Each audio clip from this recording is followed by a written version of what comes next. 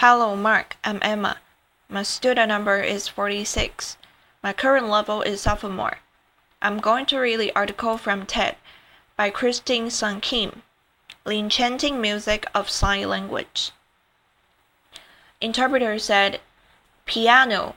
P is my favorite musical symbol. It means to play softly. If you are playing a musical instrument and you notice a P in the score, you need to play softer. 2 Ps even softer. 4 Ps extremely soft. This is my drawing of a P tree, which demonstrates no matter how many thousands upon thousands of Ps there may be, you'll never reach complete silence. That's my current definition of silence, a very obscure sound. I'd like to share a little bit about the history of American Sign Language at ASL, plus a bit of my own background. French Sign Language was brought to America during the early 1800s, and as time went by, mixed with local signs, it evolved into the language we know today as ASL, so it has a history of about 200 years. I was born deaf, and I was taught to believe that sound wasn't a part of my life, and I believed it to be true. Yet, I realize now that wasn't the case at all. Sound was very much a part of my life, really, on my mind every day. As a deaf person living in a world of sound, it's as if I was living in a foreign country, blindly following its rules, customs, behaviors, and norms without ever questioning them. So, how is it that I understand sound? Well, I watch how people behave and respond to sound. You people are like my loudspeakers and amplify sound. I learn and mirror that behavior. At the same time, I've learned that I create sound, and I've seen how people respond to me. Thus, I've learned, for example, don't slam the door, don't make too much noise when you're eating from the potato chip bag. Don't burp, and when you're eating, make sure you don't scrape your utensils on the plate. All of these things I term sound etiquette. Maybe I think about sound etiquette more than the average hearing person does. I'm hyper-vigilant around sound.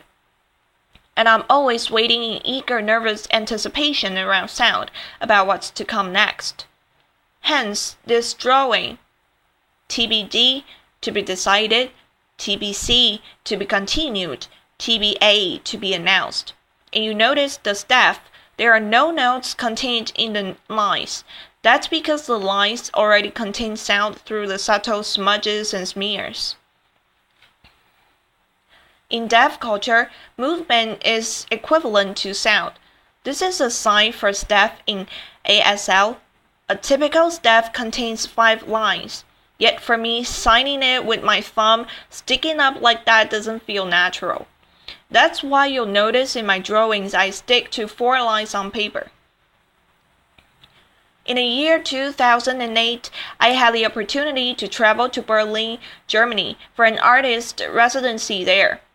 Prior to this time, I had been working as a painter. During this summer, I visited different museums and gallery spaces, and as I went from one place to the next, I noticed there was no visual art there. At that time, sound was trending, and this struck me. There was no visual art. Everything was auditory. Now, sound has come into my art territory. Is it going to further distance me from art? I realized that doesn't have to be the case at all. I actually know sound. I know it so well that it doesn't have to be something just experienced through the ears. It could be felt tactily, or experienced as a visual or even as an idea. So I decided to reclaim ownership of sound and to put it into my art practice. And everything that I had been taught regarding sound, I decided to do away with the unlearned.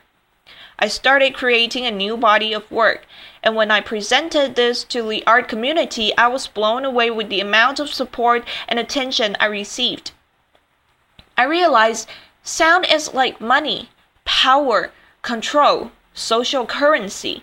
In the back of my mind, I've always felt that sound was your thing, a hearing person thing.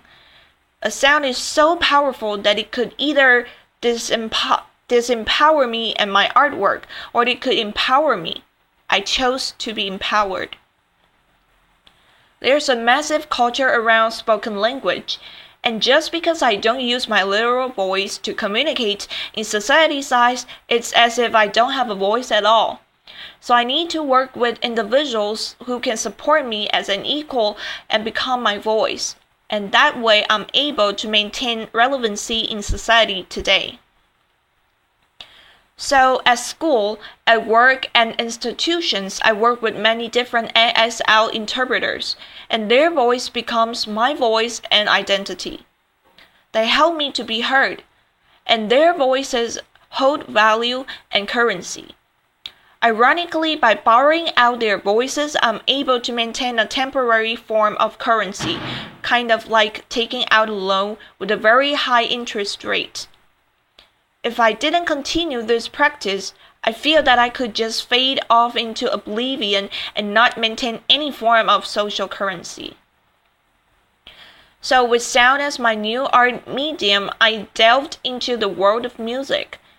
And I was surprised to see the similarities between music and ASL. For example, a musical note cannot be fully captured and expressed on paper. And the same holds true for a concept in ASL. They are both highly spatial and highly inflected, meaning that subtle changes can affect the entire meaning of both signs and sounds. I'd like to share with you a piano metaphor to have you have a better understanding of how ASL works. So envision a piano. ASL is broken down into many different grammatical parameters. If you assign a different parameter to each finger as you play the piano, such as facial expression, body movement, speed, hand shape, and so on, as you play the piano. English is a linear language, as if one key is being pressed at a time. However, ASL is more like a chord. All 10 fingers need to come down simultaneously to express a clear concept or idea in ASL. If just one of those keys were to change the chord, it would create a completely different meaning. The same applies to music in regards to pitch, tone, and volume. In ASL, by playing around with these different grammatical parameters, you can express different ideas. For example, take the sign to look at. This is the sign to look at. I'm looking at you. Staring at you. Oh, busted. Uh-oh, what are you looking at? Oh, stop. I then started thinking, what if I was to look at ASL through a musical lens? If I was to create a sign and repeat it over and over, it could become like a piece of visual music. For example, this is the sign for day. As the sun rises and sets, this is all day. If I was to repeat it and slow it down, visually it looks like a piece of music all day. I feel the same holds true for all night. All night. This is all night, represented in this drawing, and this led me to thinking about 3 different kinds of nights. Last night, overnight, all night long. I feel like the third one has a lot more musicality than the other 2. This represents how time is expressed in ASL and how the distance from your body can express the changes in time. For example, 1H is 1 hand, 2H is 2 hand. Present tense happens closest and in front of the body. Future is in front of the body and the past is to your back. So the first example is a long time ago, then past, used to, and the last one, which is my favorite, with a very romantic and dramatic notion to it, once upon a time. Common time is a musical term with a specific time signature of 4 beats per measure. Yet, When I see the word common time, what automatically comes to mind for me is at the same time. So notice RH, right hand, LH, left hand. We have the step across the head and the chest. Head RH, flash claw, common time. Chest, LH, flash claw. I'm now going to demonstrate a hand shape called the flash claw. Can you please follow along with me? Everybody, hands up. Now we're going to do it in both the head and the chest, kind of like common time or at the same time. Yes, got it. That means to fall in love in International Sign Language. International Sign Language, as a note, is a visual tool to help communicate across cultures and sign languages around the world. The second one I'd like to demonstrate is this. Please follow along with me again. And now this is colonization in ASL. Now the third, please follow along again and again. This enlightenment in ASL. So let's do all three together. Fall in love, colonization, and enlightenment. Good job, everyone. Notice how all three sides are very similar. They all happen at the head and the chest, but they convey quite different meanings. So it's amazing to see how ASL is alive and thriving, just like music is. However, in this day and age, we live in a very audio-centric world, and just because ASL has no sound to it, it automatically holds no social currency. We need to start thinking harder about what defines social currency and allow ASL to develop its own form of currency without sound. And this could possibly be a step to lead to a more inclusive society. And maybe people will understand that you don't need to be deaf to learn ASL, nor do you have to be hearing to learn music.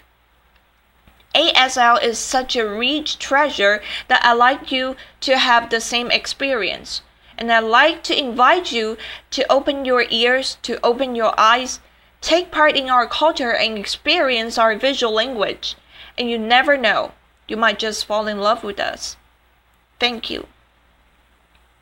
Denise Keller Breton said, "Hey, that's me." Thank you.